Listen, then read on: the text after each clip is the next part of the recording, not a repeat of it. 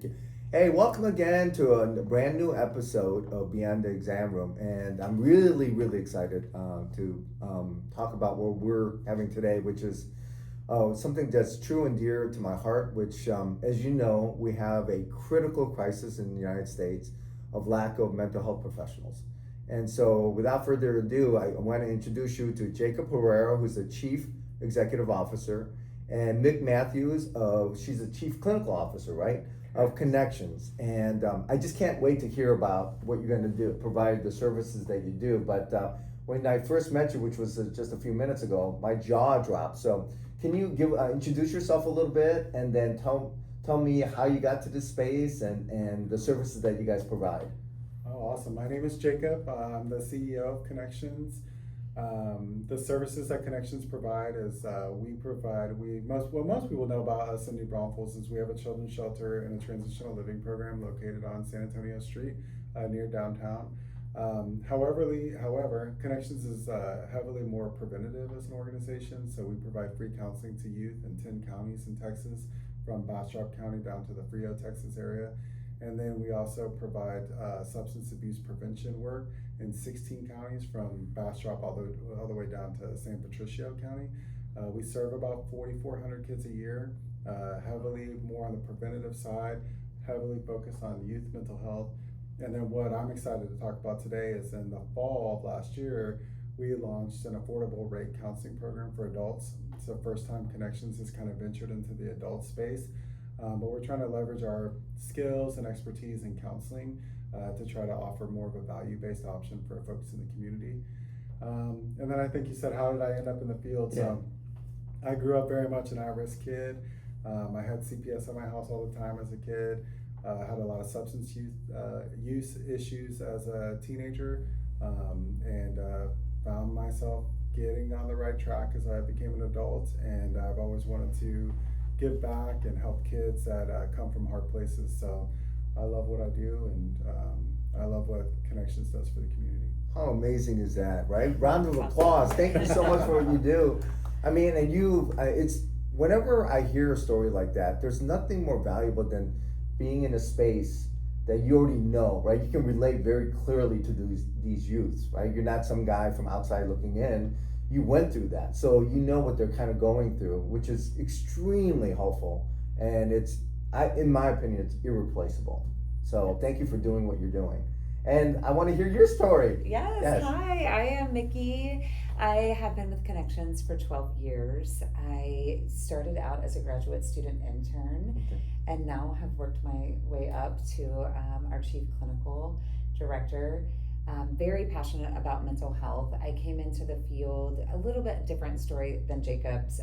In my mid-30s, I finally figured out what I wanted to do, and went to grad school. And really, when I moved to Texas, found Connections. Very, very happy to find that as an internship. And then we just have grown the program, passionate about what we provide the community. And this new program, our affordable rate counseling, has really kind of been something Jacob and I have wanted to start for a little while. And we finally got the support and push to make this vision come to life. So love what I do, love helping youth and families. And now that we can expand these services to adults, it really just kind of rounds out our mission. That's awesome. Thank you so much for being here. Absolutely. So I want to start out with a very hard question, which is extremely frustrating on my part, because every single day you turn on the news and you can talk to like any news channel, every politician known to mankind will spit out that we have a mental health crisis in our country, right? And it's just the same soundbite over and over and over again. And what's frustrating to me is that they don't do anything about filling that void. We have a huge deficit in mental health professionals. Yes. That versus the demand, right? Very simple, supply and demand. And so my frustration with the system is, like, in my opinion, we should basically send everyone who wants to go to a mental health profession, we should get their schooling for free. And I don't think there's anybody in the right mind who would disagree with that. So coming from a traditional healthcare background, being a geriatrician, why don't you guys think about, from your perspective, what's been really frustrating on your part?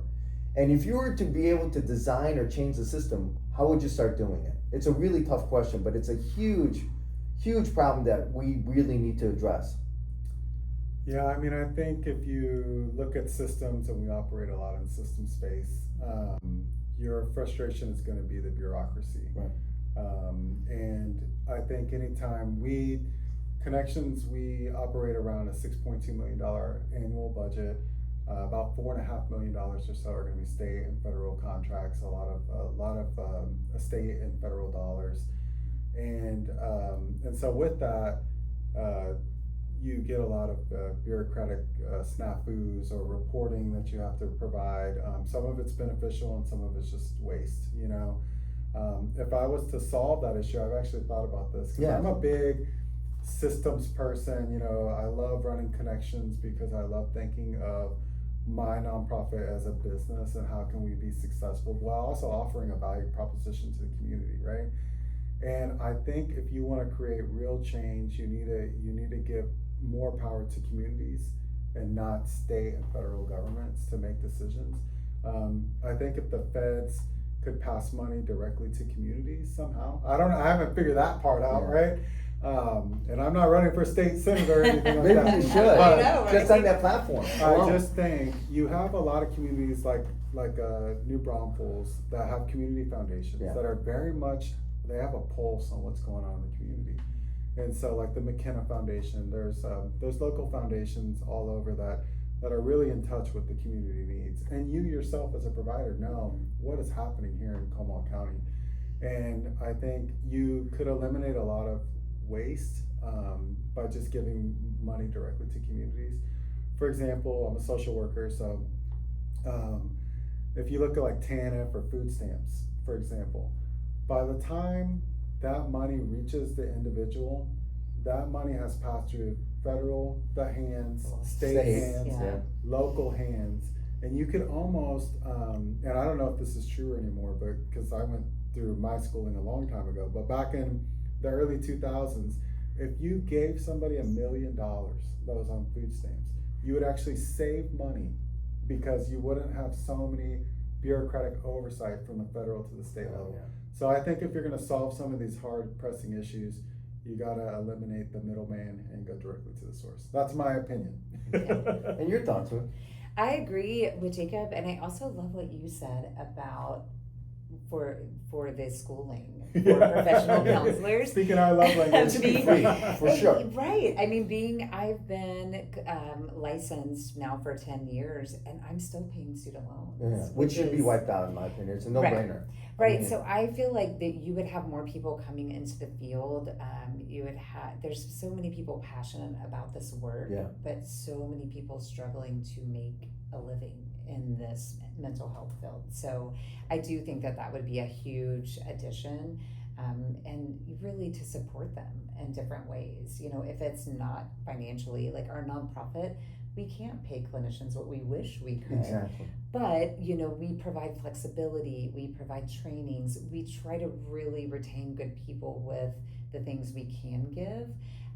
And it's great to see us going, like Jacob is saying, moving away more, not being solely dependent on the government and grants we receive, but also venturing out to where we have the ability to do that ourselves as an agency. So it's growing, it's happening, it just takes time. So I'm sure you saw the statistic, but primary care physicians, almost all, behavioral mental health is like almost 80% is being dealt by primary care clinicians. Right. And it's just because of lack of access, which is, to me, not acceptable. In my opinion, there should be a LCSW and a licensed professional counselor or combination thereof in almost every primary care clinic.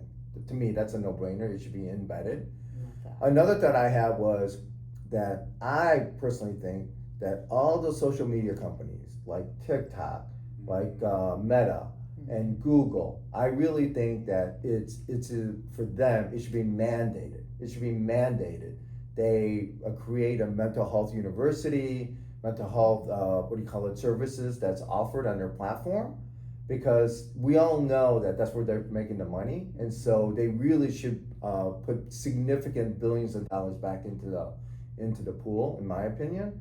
I would love to see the government really push for that, and that would help. I think it would help a tremendous amount for a multitude of reasons. Number one is it would get rid of a lot of the bureaucracy because it's a private sector, like what you talked about. Mm-hmm. And the second thing is that, you know, that's where I'm sure you've seen that with your youth and now adults and everything. That's where a lot of the crisis is happening. I can tell you, I've been doing this business for 30 years. I never ever even came close to dealing the amount of anxiety and depression that I am doing now. It's not even close. And there's no way you can tell me that social media has nothing to do with it. It's impossible. I don't care what anybody says. So for me, if we're allowed them to operate, I think they have to pay for what they created. And I think it would be a really great gesture. If you guys are listening, that I think would be a great way for them to give back to the system. And but that's just my thought. I don't know. What are your thoughts? I think it's interesting from what I've seen in the field of mental health over the last 2 decades or so. I feel like we're on the cusp of a breakthrough in some ways, and that the stigma of asking for help seems to, after COVID, it seems to have really gone down, where we experience this societal trauma. Right. And so now asking and seeking for help doesn't seem so much of a reach. But for some people, it's still very difficult to ask for help. Yes. And then if you tie in, and I can talk about from my personal experience, I had my children go through counseling after I went through a divorce, and that counselor she was great, by the way, I loved her, but she did not take insurance. Right. And so this is where a lot of this idea came from, was I was paying $115 every time my kids went to therapy. Oh my gosh. And not a lot of people can afford that, and there was definitely sacrifices that were made to make sure that they could get that access. So then if you think about the stigma as an adult, especially older adults who are like Gen Xers, who are like, I don't need no help, like I'm good, suck it up, right? Like, I'm not one of those, but I was raised by some of them. There's a lot of mental health stigma. Like if you're depressed or if you're anxious or if you're sad, something's wrong with you.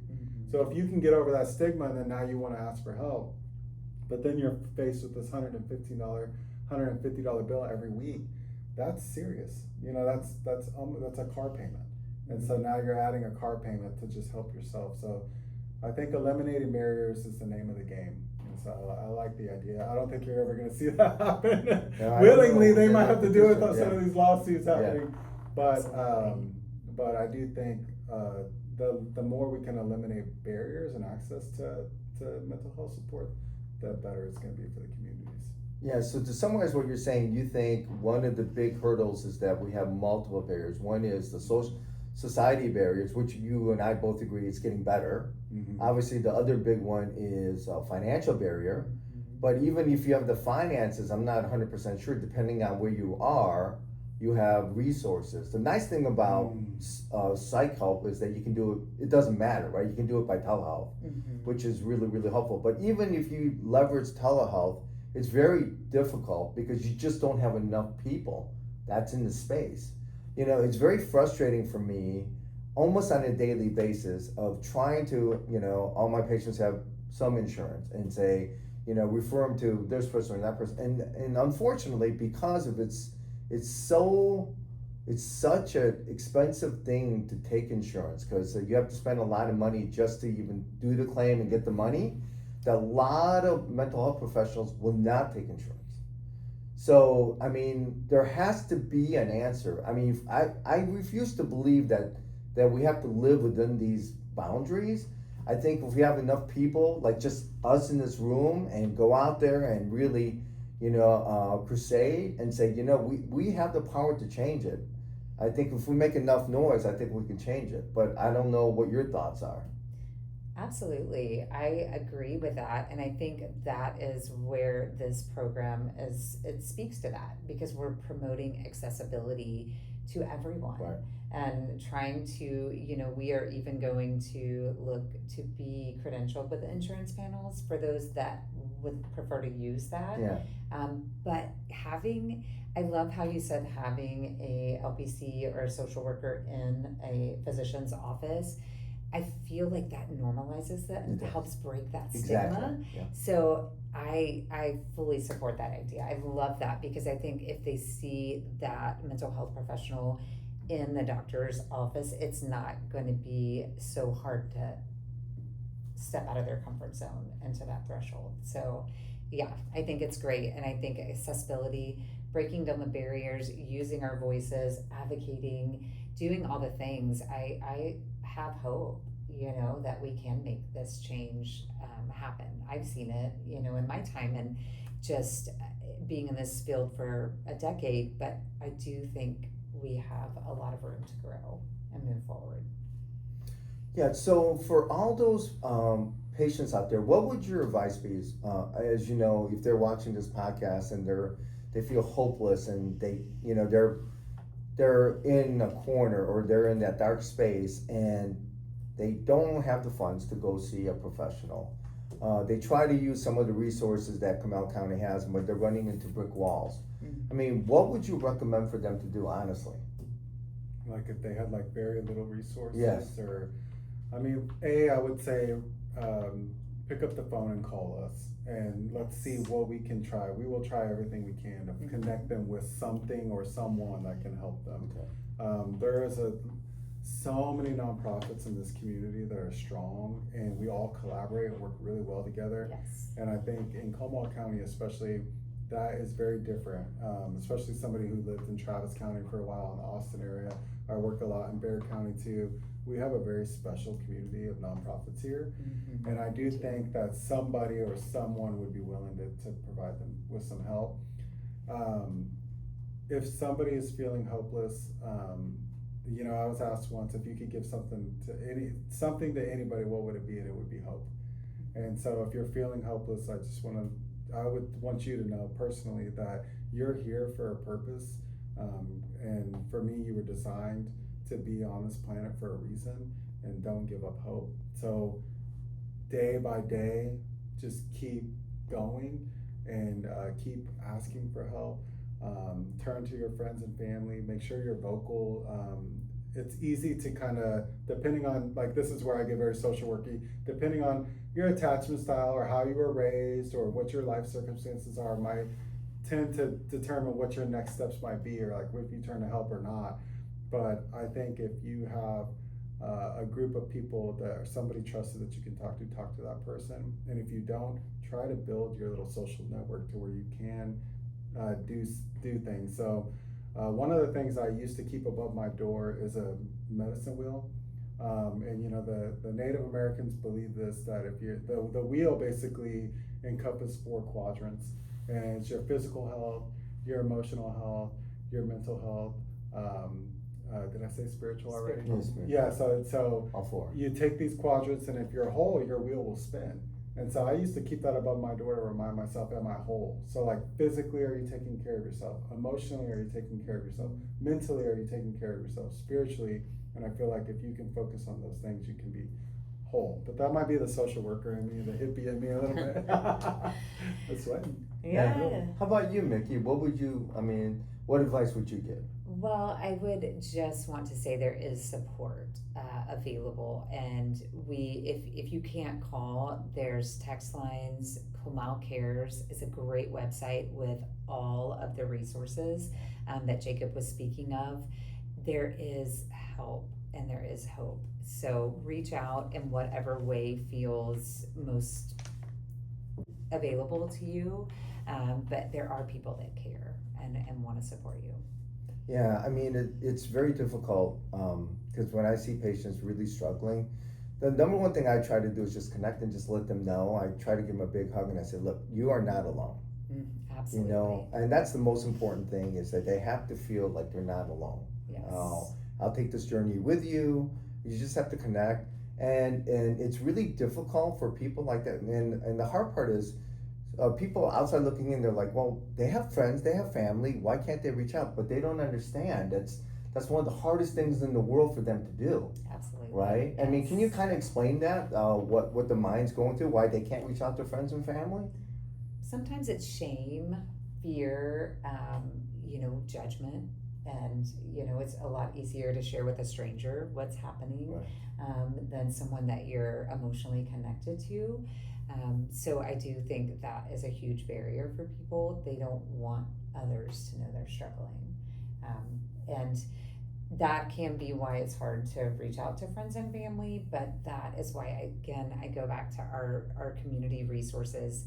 These are people that are available, that are and have walked through different life experiences. Like you said, no one is alone in this. We've all gone through struggles and highs and lows. So I do think it's really comforting to know that you can call and connect with a mental health professional that has no idea, you know, who you are. They'll only know what you share and what you choose to share, and support you through whatever it is you're going through. Thank you for that. You know, we can talk about this forever and ever and ever. I'll be honest. I mean, I would love to talk to you for keep like, going. Yeah. like I told you, forever. So, when you guys first approached and I said, you know, you guys are bringing a value, and you guys mentioned $45 for a counseling session, my jaw dropped. I mean, it's like less than half of what everyone else charges. Yeah. And so, I mean, thank you for doing what you're doing, Godsend. We want everyone to know who you are. So your connections, and what's your phone number, and what's your web address so they can connect? The connections, ifs.org, individualfamilyservices.org, 830-629-6571. So, yeah, Thank you so much. Good job.